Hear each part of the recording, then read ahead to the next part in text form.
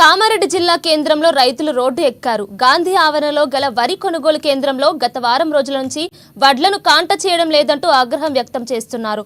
జిల్లా కేంద్రంలోని రామారెడ్డి చౌరస్తా వద్ద రైతులు సుమారు గంట పాటు ధర్నా చేశారు. గత 10 రోజులుగా వరి ధాన్యాన్ని కోసి కొనుగోలు కేంద్రంలో ఆరబెట్టినప్పటికీ కూలీల కొంత సాకులు చెబుతూ అధికారులు కాంటా చేయడం లేదంటూ రైతులు తెలిపారు. ఎండకు ఎండి సాయంత్రం వర్షానికి తడిసి ముద్దవుతుందని రైతులు వాపోతున్నారు. వర్షం నుంచి ధాన్యాన్ని రక్షించుకోవడానికి అధికారులు కవర్లు కూడా ఇవ్వడం లేదని రైతులు మండిపడ్డారు.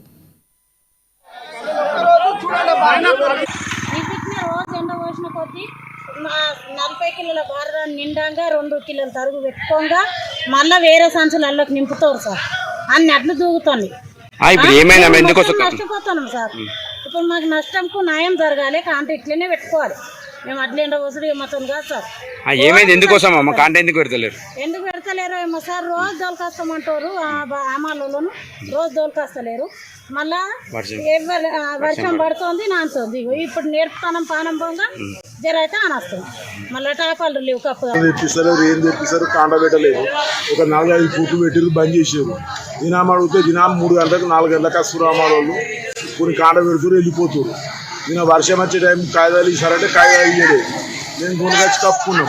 మరి వర్షం వెలిసినాక కాగితాలు ఇస్తారంటే బంగానికి పోతే కొత్త కాగితాలు మొత్తం నాన్న పెట్టుకున్నాం. ఒక కాగితం ఇయ్యలేదు.